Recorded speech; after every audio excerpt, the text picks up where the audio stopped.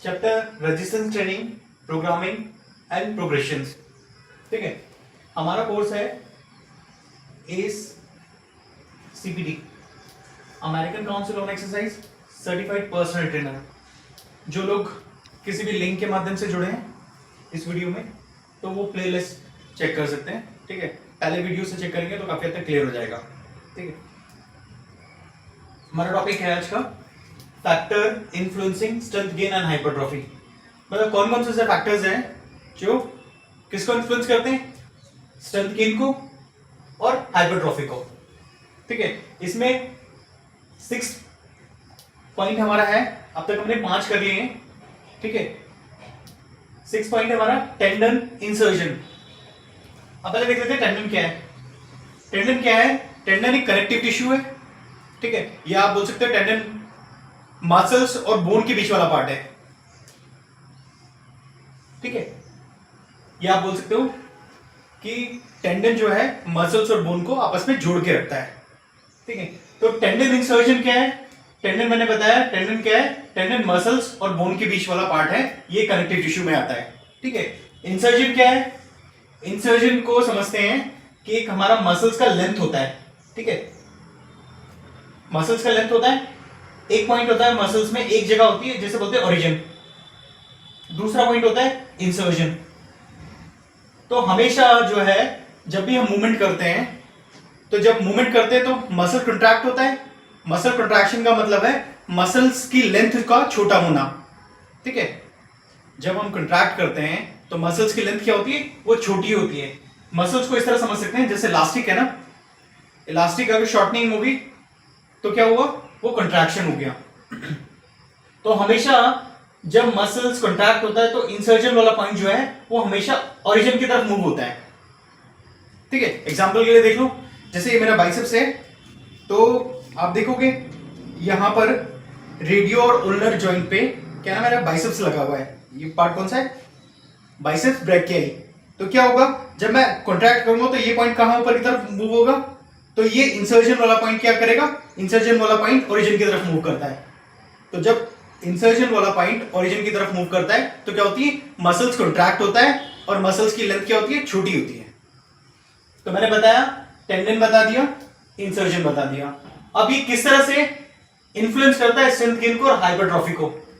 ठीक है, tendon insertion point जो है वो लगभग किसको? हाइपरट्रॉफी को ना के बराबर इन्फ्लुएंस करता है, लेकिन इससे क्या है? स्ट्रेंथ जो है वो इफेक्ट होती है। मैंने बताया टेंडन इंसर्जन जो है वो हाइपरट्रॉफी को उतना ज्यादा इन्फ्लुएंस नहीं करता है, लेकिन किसको इन्फ्लुएंस करता है? स्ट्रेंथ को। जैसे फॉर एग्जांपल में देख लो, एक तरफ क्या होता है, एक तरफ ये मैंने बताया कि कनेक्टिव टिश्यू यानी कि टेंडन में एक तरफ मसल्स होती है, एक तरफ बोन होती है। अगर सोचो इसमें मसल्स का पार्ट छोटा होगा और ये टेंडन का पार्ट यानी कि बोन वाला पार्ट जो होगा बड़ा होगा। जैसे एक एग्जांपल है, एक मैंने एग्जांपल के लिए लिया, एक ए पर्सन है और एक बी पर्सन है।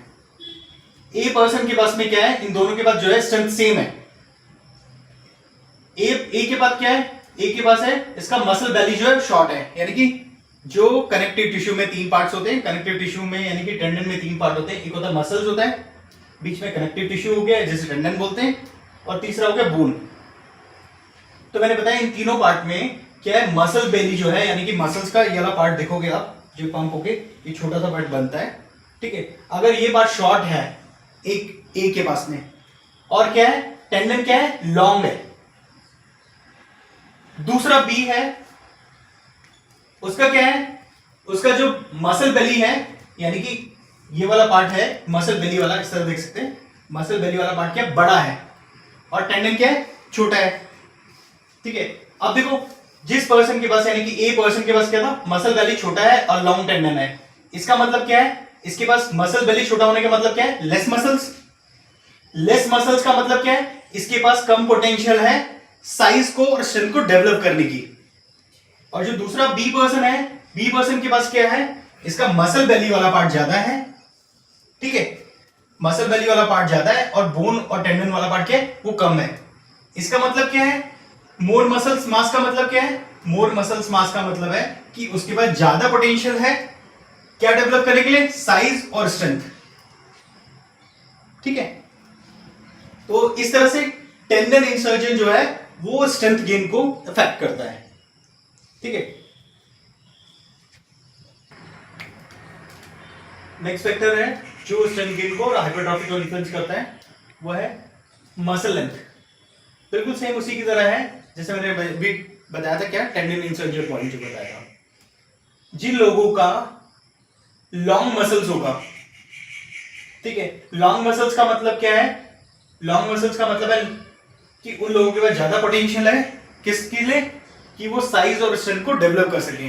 किसके कंपैरिजन में? उन लोगों के कंपैरिजन में जिनका क्या है? शॉर्ट मसल्स है। ठीक है, लॉन्ग मसल्स का मतलब है कि उनके पास ज्यादा पोटेंशियल है साइज और स्ट्रेंथ को डेवलप करने का। ठीक है, इतना ही है।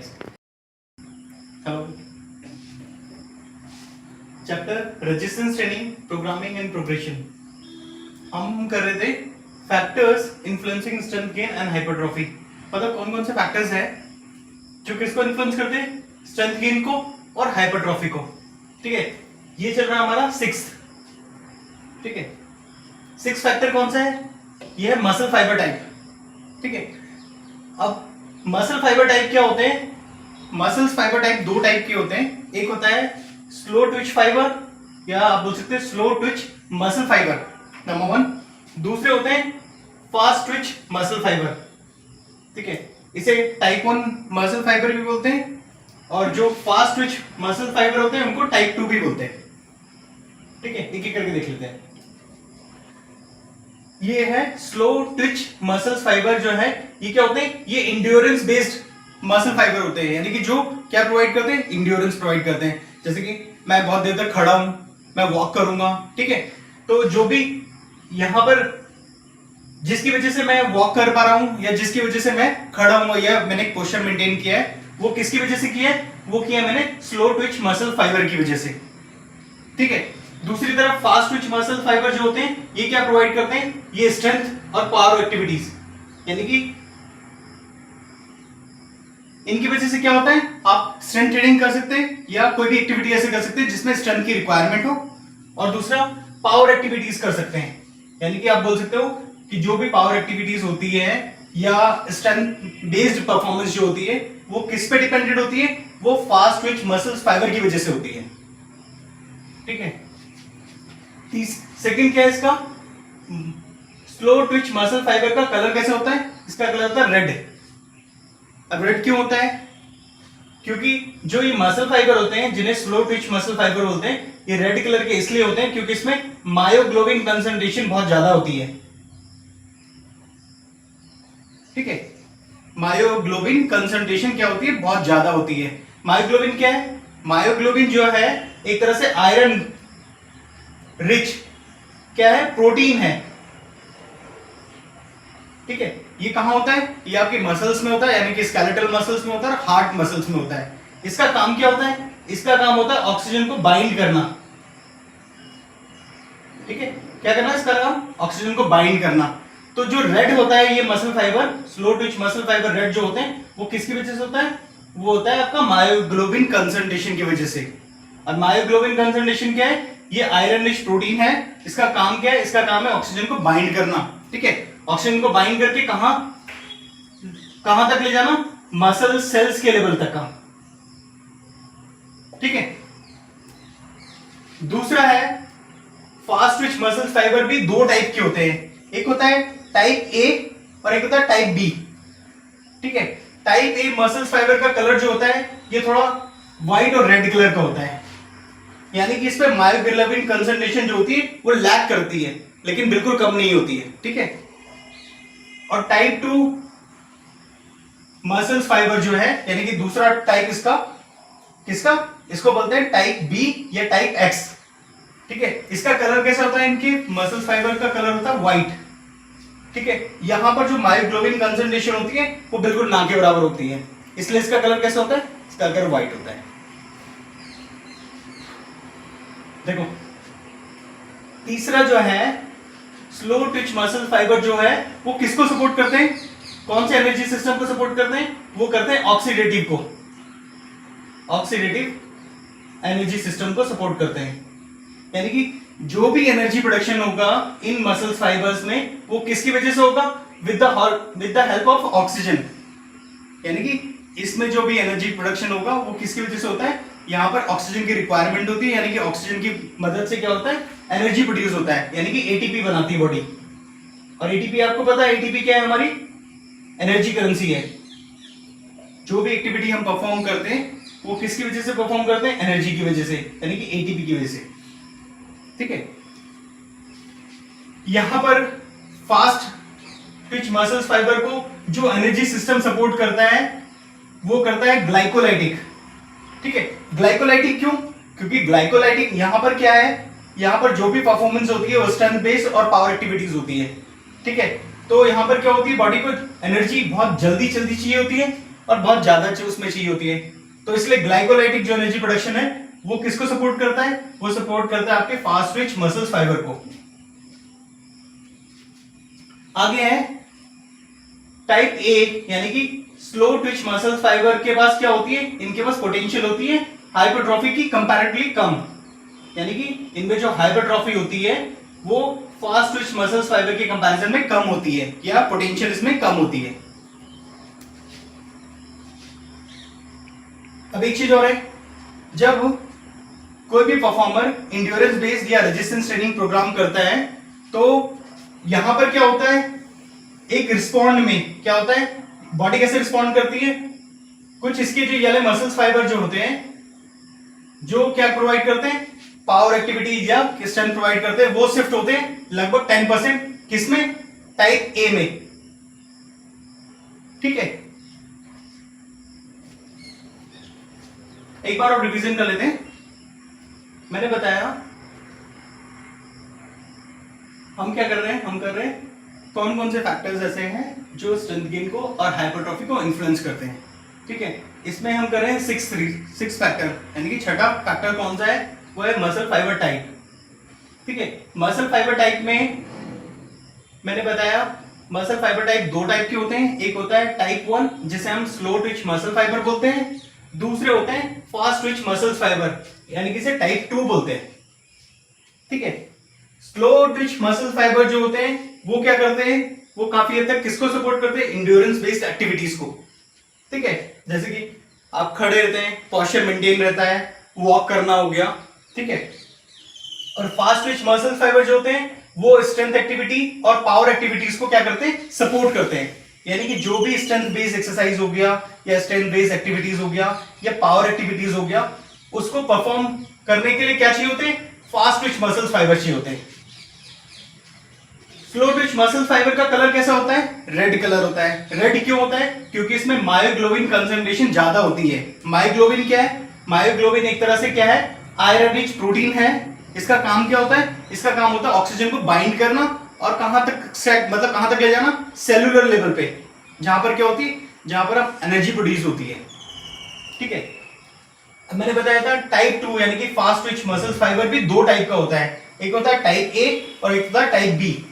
ठीक है, टाइप ए मसल फाइबर का जो कलर होता है वो कैसा होता है? थोड़ा व्हाइटिश रेड, क्योंकि इसमें थोड़ा बहुत जो होता है मायोग्लोबिन कंसंट्रेशन होता है, लेकिन बिल्कुल ठीक है, जिसकी वजह से थोड़ा रेड होता है ये। और दूसरा होता है इसका दूसरा टाइप है टाइप बी। टाइप बी का जो मसल फाइबर का जो कलर होता है व्हाइट होता है। ठीक है, क्योंकि यहां पर पूरी तरह से मायोग्लोबिन कंसंट्रेशन जो होता है लैक करता है। अब तीसरा है इसमें energy system. Slow Twitch muscle fibre जो है वो सपोर्ट करता है कौन से? ऑक्सीडेटिव एनर्जी सिस्टम को। ठीक है, ऑक्सीडेटिव एनर्जी सिस्टम क्या है? ये मैंने एनर्जी सिस्टम वाले चैप्टर्स में बहुत अच्छे से बता रखा है। ठीक है, आप प्रीवियस वीडियोस जाके देखेंगे तो पूरी तरह से क्लियर हो जाएगा। ठीक है, यहां पर जो होता है यहां का फास्ट ट्विच मसल फाइबर जो है वो ग्लाइकोलाइटिक एनर्जी सिस्टम को सपोर्ट करता है, क्योंकि यहां पर सारी जो एक्टिविटीज होती है क्या होती है? स्ट्रेंथ और पावर एक्टिविटी, पावर बेस्ड होती है। ठीक है, तीसरा आगे क्या है?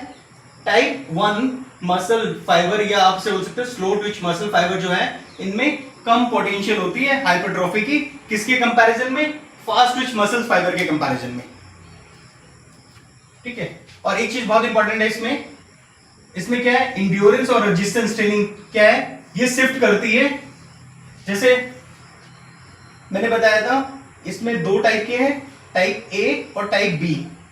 ठीक है, जब परफॉर्मर इंड्योरेंस और रेजिस्टेंस ट्रेनिंग करता है तो ये जो मसल फाइबर है, यानी कि जो पावर एक्टिविटीज वो करते हैं, परफॉर्म कराते हैं या सपोर्ट करते हैं, ये 10% तक शिफ्ट होते हैं किसमें, टाइप ए में, यानी कि फास्ट ट्विच मसल्स फाइबर का पहला टाइप में। हम करते हैं कौन कौन से फैक्टर्स हैं जो स्ट्रेंथ गेन को हाइपरट्रॉफी को इन्फ्लुएंस करते हैं। लास्ट फैक्टर किया हमने कौन सा, मसल फाइबर टाइप। मैंने बताया उसमें दो टाइप के होते हैं, फास्ट ट्विच और स्लो ट्विच मसल फाइबर। अब बीइंग ए ट्रेनर क्या आपको पता होना चाहिए, बीइंग ए ट्रेनर आप जो है इस तरह का प्रोग्राम डिजाइन करें अपने क्लाइंट्स के लिए जो कि क्या करे, वो टारगेट करे सारे के सारे मसल्स फाइबर टाइप को। ठीक है, मतलब आपको ये सब जानना इसलिए है क्योंकि आपको क्या पता होना चाहिए, जब आप अपने क्लाइंट का प्रोग्राम डिजाइन करें तो उसमें ये देखें कि जो प्रोग्राम डिजाइन किया है वो सारे के सारे मसल्स फाइबर को क्या करे, टारगेट करे। ठीक है, ये इसका पर्पस था। ठीक है, अभी हम एक बार मैं आपको एनर्जी सिस्टम के बारे में दोबारा बताया था मोटा मोटा, हालांकि मैंने एनर्जी सिस्टम के बारे में बहुत डिटेल से बता रखा है प्रीवियस वीडियोस में, एक बार मोटा मोटा बता देता हूं। एनर्जी सिस्टम का मतलब क्या होता है कि जो भी हम एक्टिविटीज करते हैं, ठीक है, उसको एनर्जी, ठीक है, वो एनर्जी की वजह से होता है, ये एनर्जी मिलती है, हमारी बॉडी एनर्जी खुद ब खुद बनाती है। ठीक है, और हमारा जो एनर्जी मॉलिक्यूल्स है वो कौन सा है, एटीपी। यानी कि एटीपी में क्या है, इसमें एटीपी का मतलब होता है एडिनोसिन ट्राइफॉस्फेट, यानी कि इसमें क्या है, एक मॉलिक्यूल है एडिनोसिन का और तीन मॉलिक्यूल किसके हैं, फॉस्फेट के। ठीक है, अब होता क्या है, हाइड्रोलाइसिस प्रोसेस में क्या होता है, हाइड्रोलाइसिस प्रोसेस में इसमें जो एक फॉस्फेट का मॉलिक्यूल होता है वो बाकी मॉलिक्यूल से क्या होता है, सेपरेट हो जाता है। ठीक है, और क्या प्रोवाइड करता है, ब्रेक डाउन होता है और प्रोवाइड करता है एनर्जी। ठीक है, जिससे हम एक्टिविटी परफॉर्म कर पाते हैं। ठीक है, अब देखो एनर्जी सिस्टम तीन टाइप का है। नंबर वन है सबसे पहले एटीपी सीपी सिस्टम। ठीक है, एटीपी का मतलब ही एडिनोसिन ट्राइफॉस्फेट है। ठीक है, और सीपी का है क्रेटिनिन फॉस्फेट। तो हमारी बॉडी की जो प्राइमरी सोर्स ऑफ एनर्जी है या प्राइमरी एनर्जी सिस्टम है वो किससे मिलता है, वो मिलता है एटीपी और सीपी सिस्टम से। ठीक है, इसमें क्या होता है, हमारे मसल सेल्स में 25 से 16 मिलीमोल पर केजी मसल्स के हिसाब से क्या होता है, पर केजी के हिसाब से क्या स्टोर होता है, एटीपी और सीपी, यानी कि एडिनोसिन ट्राइफॉस्फेट और क्रेटिनिन फॉस्फेट कहां स्टोर होता है, हमारे मसल सेल्स में कितना, 25 से 16 मिलीमोल पर केजी मसल्स के हिसाब से। ठीक है, तो जब भी हम कोई भी एक्टिविटीज परफॉर्म करते हैं तो शुरू के कुछ मिनट तक का, यानी कि लगभग 3 मिनट के आसपास तक का जो हमारी बॉडी जो एनर्जी प्रोड्यूस करती है वो किसकी वजह से करती है, या उसको कहां से एनर्जी मिलती है, वो मिलती है एटीपी सीपी सिस्टम से। ठीक है, ये शुरू के कुछ मिनट्स में लगभग 50 to 60% जो होता है, क्या होता है, पूरी तरह से बॉडी इस्तेमाल कर लेती है। और उसके बाद क्या होता है, उसके बाद हमारा जो बॉडी का सिस्टम है ये लगभग हमारा क्या है, ये हमारे फ्यूल टैंक्स हैं, इमरजेंसी फ्यूल टैंक्स हैं। ठीक है, एटीपी सीपी सिस्टम क्या है, ये हमारे एनर्जी फ्यूल टैंक्स है। तो इसलिए बॉडी कभी भी इसे पूरी तरह से डिप्लीट नहीं करती। जैसे ही 50-60% के आसपास डिप्लीट होगा, बॉडी क्या करेगी, बॉडी इंटेंसिटी को गिरा देगी और स्विच करेगी किस पे, दूसरे सिस्टम पे, जिसे बोलते हैं ग्लाइकोलाइटिक। ठीक है, ग्लाइकोलाइटिक में क्या होता है, ग्लाइकोलाइटिक में जो आपको एनर्जी मिलती है वो किससे मिलती है, ग्लाइकोजन से। ग्लाइकोजन क्या है, ग्लाइकोजन आपके मसल सेल्स में ग्लूकोज और शुगर जो स्टोर हुआ है उसको ग्लाइकोजन बोलते हैं। ठीक है, ये दूसरा सिस्टम है हमारा ग्लाइकोलाइटिक। तीसरा सिस्टम है हमारा ऑक्सीडेटिव। ऑक्सीडेटिव सिस्टम में क्या होता है, जो हमारा जो फैट सेल्स होते हैं उनमें आपका फैटी एसिड्स क्या होता है, स्टोर होता है। जैसे मैंने बताया था, अगर हम फैट खाते हैं तो फैट ब्रेक डाउन होता है किसमें, फैटी एसिड्स में। ठीक है, फैटी एसिड्स कहां स्टोर होते हैं, आपके फैट सेल्स में या एडिपोज टिश्यूज में, किसके रूप में? ट्राइग्लिसराइड में। ठीक है, अब जब बॉडी को फैट से एनर्जी बनानी होती है, ये ऑक्सीडेटिव सिस्टम में क्या होता है, जो एनर्जी प्रोड्यूस होती है कैसे होती है, ये जो आपके ट्राइग्लिसराइड है, ठीक है, कहां पर स्टोर है? आपके फैट सेल्स में या एडिपोज टिश्यूज में। ये क्या होंगे? ये ब्रेक डाउन होंगे, फैटी फ्री एसिड्स में कन्वर्ट होंगे। ठीक है, ये ब्लड स्ट्रीम में, ब्लड स्ट्रीम के थ्रू कहां पहुंचेंगे? आपके किसमें? ये लगभग सेल है, सेल का जो बीच वाला पार्ट होता है बोलते हैं न्यूक्लियस। न्यूक्लियस की ऑर्गेनल सेल्स में एक पार्ट होता है जिसे बोलते हैं माइक्रोकॉन्ड्रिया। ठीक है, तो मैंने बताया जो ट्राइग्लिसराइड है वो ब्रेक डाउन होगा फैटी फ्री एसिड्स में। ठीक है, ब्लड स्ट्रीम के थ्रू कहां जाएंगे? आपके सेल्स में। सेल्स का जो न्यूक्लियस वाला पार्ट है इसके अंदर होता है माइक्रोकॉन्ड्रिया, यानी कि क्या है? ये ऑर्गेनल सेल्स है, जिससे क्या बोलते हैं? Power house of cell. ठीक है, यहां पर क्या होता है? यहां पर बॉडी ऑक्सीजन को इस्तेमाल करती है और क्या करती है? फैटी फ्री एसिड्स को, फैटी फ्री एसिड से क्या बनाती है? एटीपी प्रोडक्शन करती है, या इसी को क्या बोलते हैं? Oxidative system. मैंने एनर्जी सिस्टम वाला चैप्टर करवा रखा है, बहुत ही डिटेल से कराया है। ठीक है, आप अगर यूट्यूब पे भी देखोगे ना तो इस तरह इतना डिटेल्स आपको नहीं मिलेगी, तो आप एक बार उसको देखेंगे तो बहुत ज्यादा क्लियर हो जाएगा। ठीक है, ये एनर्जी सिस्टम है।